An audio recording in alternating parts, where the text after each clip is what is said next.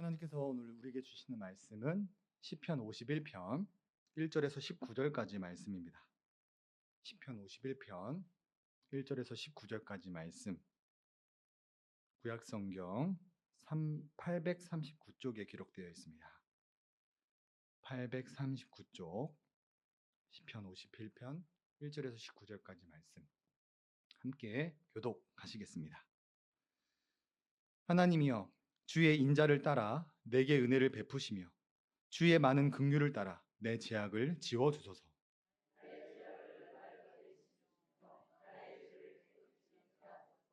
무릇 나는 내 죄가를 아오니 내 죄가 항상 내 앞에 있나이다.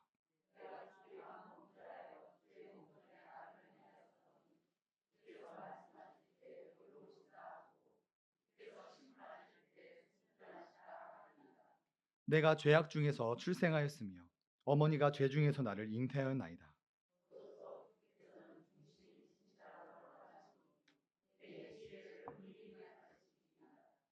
우슬초로 나를 정결하게 하소서. 내가 정하리이다. 나의 죄를 씻어 주소서. 내가 눈보다 희리이다.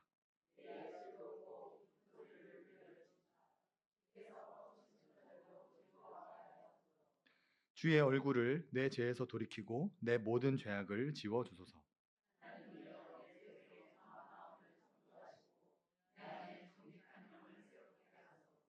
나를 주 앞에서 쫓아내지 마시며 주의 성령을 내게서 거두지 마소서.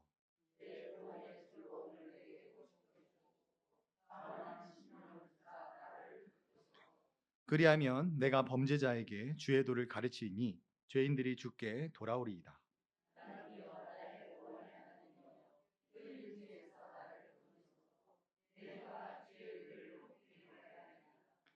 주여, 내 입술을 열어 주소서. 내 입이 주를 찬송하여 전파하리이다.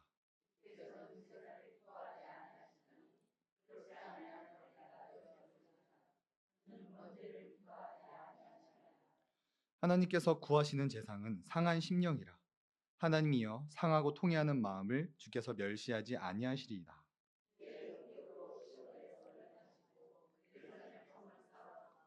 함께 읽겠습니다. 그때 주께서 의로운 제사와 번제와 온전한 번제를 기뻐하시리니 그때 그들이 수소를 주의 제단에 드리이다. 아멘. 우리는 지금 하나님께서 죄인을 어떻게 구원하시는가에 대해서 살펴보고 있습니다.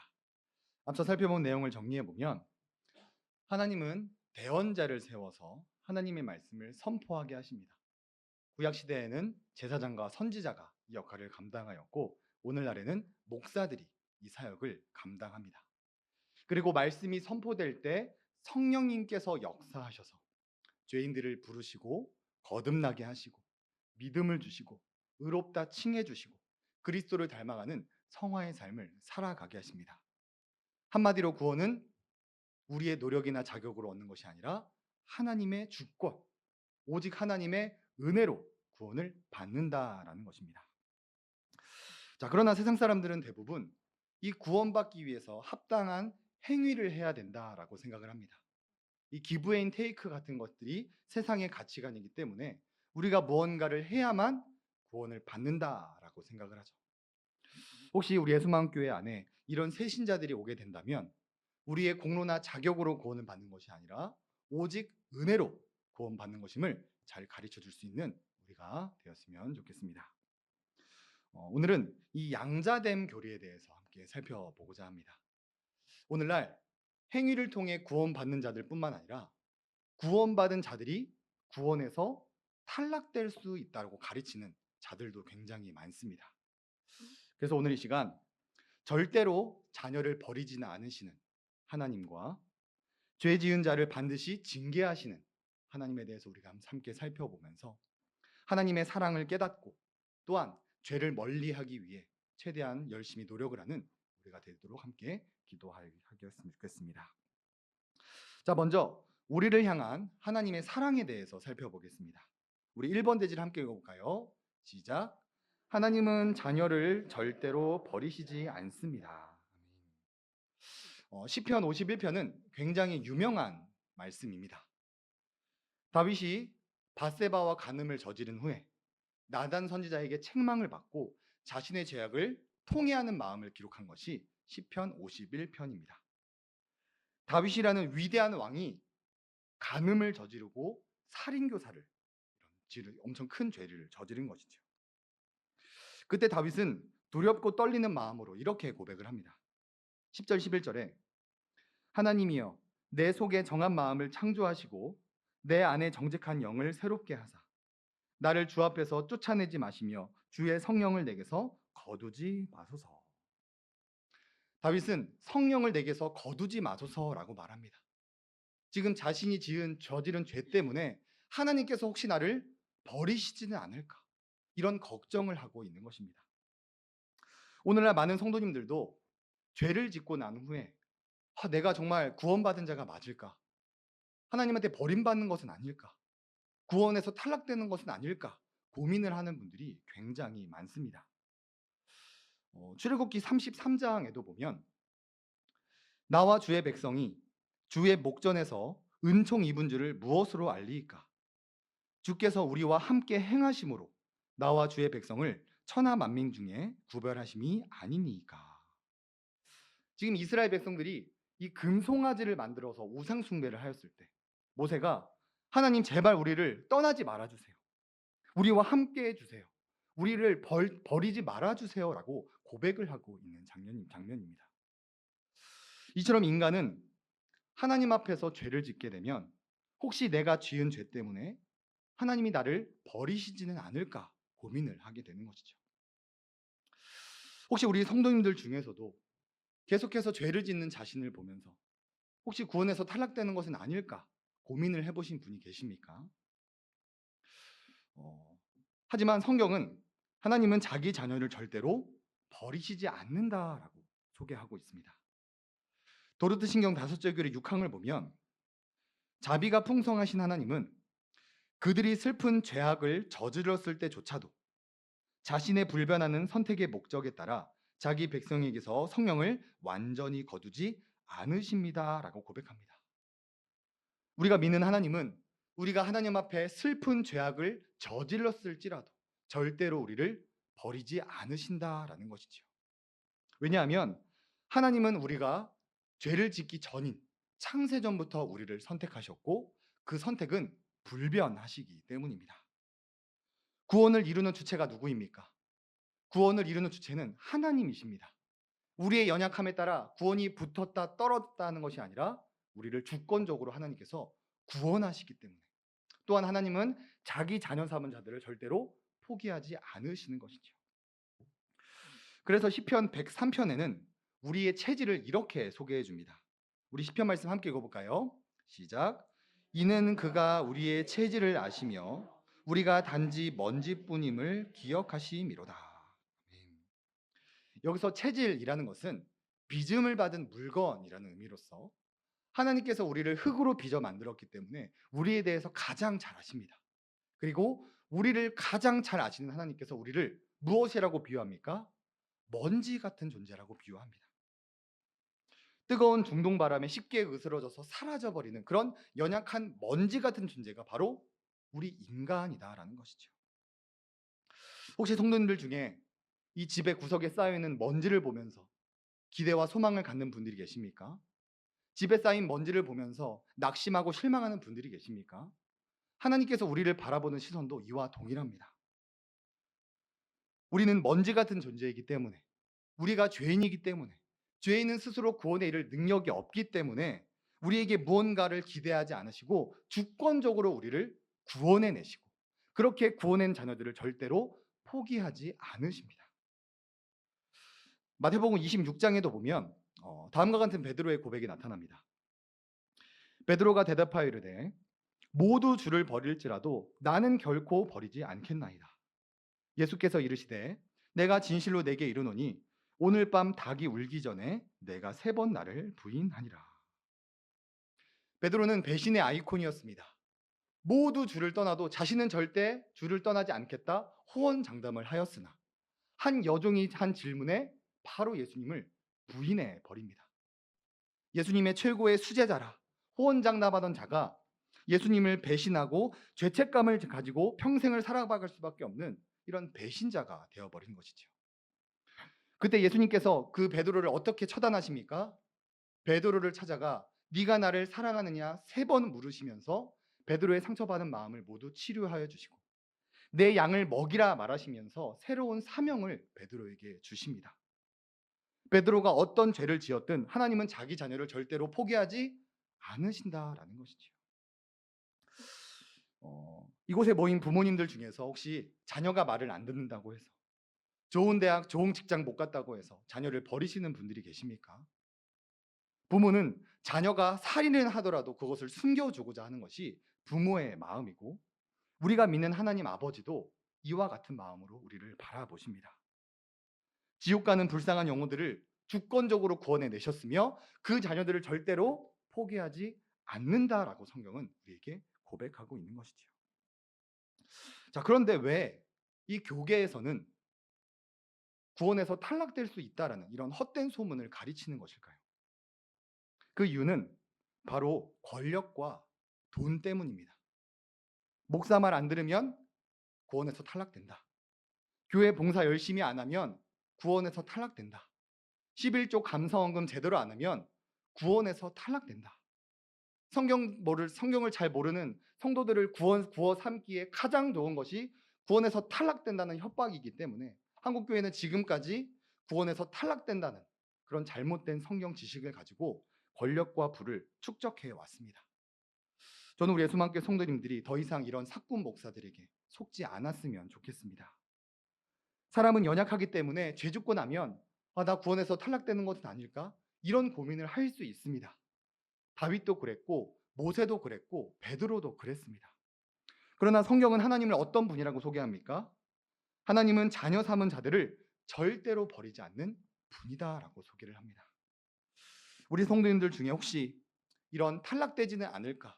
이런 고민과 두려움이 있으신 분들이 계시다면 우리의 연약함을 바라보는 것이 아니라 이 먼지 같은 인생을 구원하신 하나님, 자격 없는 자를 자녀 삼아 주신 하나님, 자녀를 삼아 주신 자들을 끝까지 사랑하시는 그 하나님의 사랑과 자비를 바라보면서 구원의 확신을 갖는 예수만교회 성도님들이 되기를 주님의 이름으로 소원합니다. 자, 우리가 또 그리고 이 양자교를 올바르게 이해하기 위해서는 우리를 포기하지 않으시는 하나님뿐만 아니라 범죄한 자녀를 징계하시는 이 하나님에 대해서도 우리가 올바르게 알아야 됩니다. 우리 2번 대지를 함께 읽겠습니다. 시작. 하나님은 자녀를 반드시 징계하십니다. 히브리서 12장 8절 말씀이 이렇게 말을 하죠. 징계는 다 받는 것이거늘 너희에게 없으면 사생자요 친아들이 아니니라. 이 양자됨의 교리는 우리를 향한 하나님의 사랑을 나타낼 뿐만 아니라 이 교인들을 나태하고 방탕하게 만드는 주범이 되기도 합니다. 하나님께서 어떤 죄를 지어도 용서해 주시는구나. 그러면 내 마음대로 살아도 구원을 받을 수 있겠구나. 이런 구원파 같은 이런 오해를 불러 일으키는 것이죠. 그래서 하나님은 우리의 나태함과 방탕함을 방지하기 위해서 죄에 빠진 자들을 징계하십니다. 그리고 이 징계하는 모습이 오늘 본문과 다윗의 삶에 굉장히 잘 나타나 있습니다. 3가지로 구분해서 살펴보면 첫 번째로 하나님은 죄를 짓는 자녀들에게 큰 죄책감을 느끼는 징계를 허락하십니다. 본문 1절을 보시면 하나님이여 주의 인자를 따라 내게 은혜를 베푸시며 주의 많은 긍휼을 따라 내 죄악을 지워 주소서. 나의 죄악을 말갛게 씻으시며 나의 죄를 깨끗이 죄하소서. 다윗은 지금 자신이 지은 죄를 통회하고 있습니다. 내 죄악을 지워 주소서. 내 죄악을 씻어 주소서. 내 죄악을 죄하여 주소서. 같은 표현을 3번이나 반복하면서 자신이 지은 죄에 대해서 엄청난 죄책감과 스트레스를 지금 받고 있는 것이죠. 세상 사람들은 자신이 죄를 짓는지를 모릅니다. 오히려 죄를 지으면서 즐거워하죠. 그러나 하나님의 자녀에게는 죄를 짓는 자에게 이 죄책감을 심어주셔서 죄를 짓는 것을 굉장히 힘겹고 스트레스를 받는 징계를 허락하십니다. 사랑하는 우리 성도님들 삶에는 이 죄책감이 있으십니까?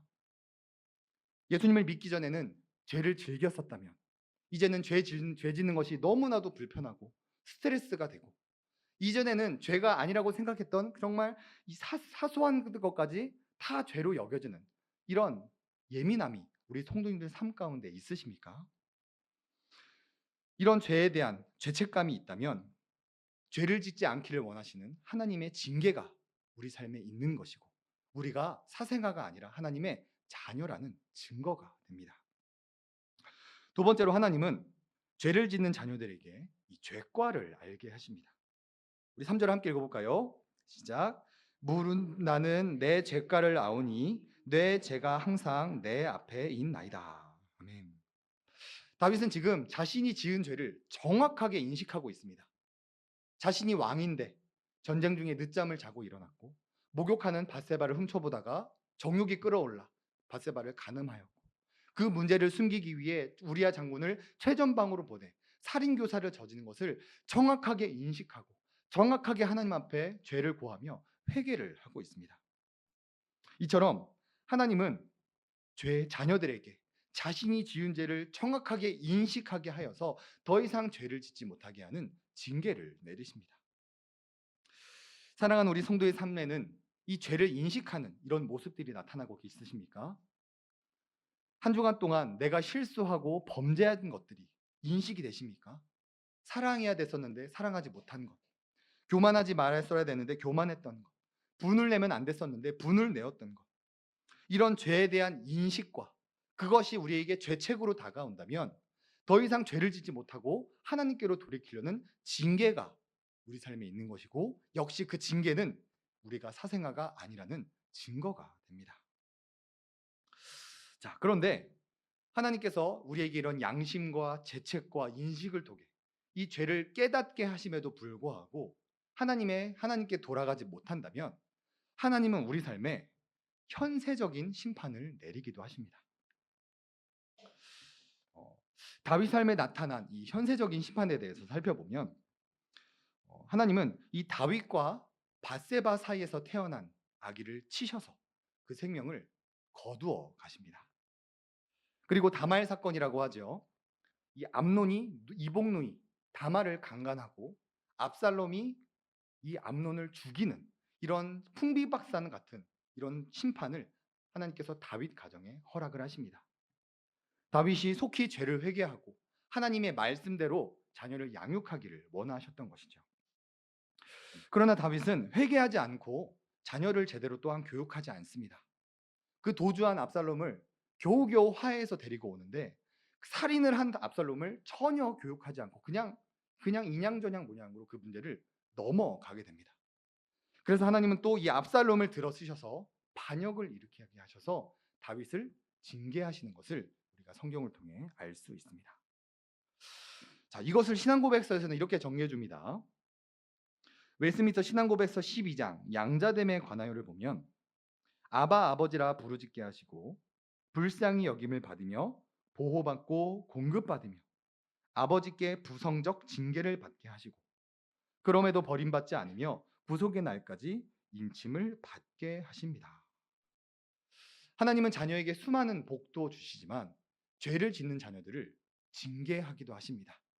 먼저 죄책감을 주셔서 죄를 짓지 않게 하시고, 그래도 죄를 지으면 죄를 깨닫게 하셔서 더 이상 죄를 짓지 않게 하시고, 그럼에도 죄를 지으면 그 가정을 치셔서 우리가 생각하는 것보다 훨씬 호되게 그 가정을 치셔서 죄를 회개하고 하나님께로 돌아오게 하시는 것이 하나님의 뜻입니다.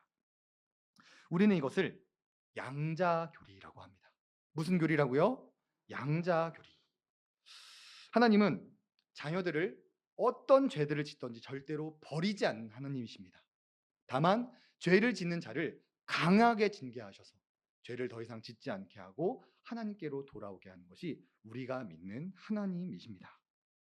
오늘날 이 교리를 몰라서 구원에서 탈락되지는 않을까, 여전히 그 두려움에 벌벌 떠는 성도님들이 너무나도 많고, 혹은 이 양자교리를 이용하여서 죄 짓는 것을 합리화하며 방탕하게 살아가는 성도들이 오늘날에도 여전히 많습니다. 저 같은 경우에는 이 교리를 이용하여서 방탕한 삶을 살아갈 때가 참 많은 것 같습니다. 구원은 나에게 달린 것이 아니라 하나님께서 이루시는 것이다. 하나님은 자녀를 절대로 버리시지 않는다. 그러니까 이 정도 죄는 지어도 되겠지라며 합리화하며 살아갈 때가 많습니다. 그러다가 하나님께서 나의 가정을, 나의 삶을 현세적으로 심판하시면 그제서야 혼자 눈물을 흘리면서 회개하고 하나님께 돌아올 때가 참 많습니다. 사랑하는 우리 성도님들의 삶은 어떻습니까? 이 양자교리를 잘 몰라서 혹시 하나님께 버림받을까 두려움에 떠시는 분들이 계십니까? 또 이 양자교리를 아주 교묘하게 이용하여서 자신이 짓는 죄에 대해서 합리화를 하며 살아가는 분들이 계십니까? 하나님은 우리가 어떤 죄를 지었든지 절대로 우리를 버리시지 않으시지만 우리가 짓는 죄에 대해서는 반드시 징계하여 더 이상 죄를 짓지 않게 하시는 분이십니다. 저는 우리 성도님들이 자녀를 절대 버리지 않는 그 하나님을 올바르게 알기 원하고, 또한 죄 짓는 자녀를 반드시 징계하시는 그 하나님을 올바르게 알므로 말미암아 우리가 하나님께 무한 감사를 올려드리며 죄를 짓지 않기 위해, 또한 하나님께 징계받지 않기 위해, 거룩한 삶을 살아내기 위해, 예수님을 닮아가기 위해 그런 부분까지 힘쓰며 나아가는 우리의 소망국가가 되기를 주님의 이름으로 소원합니다.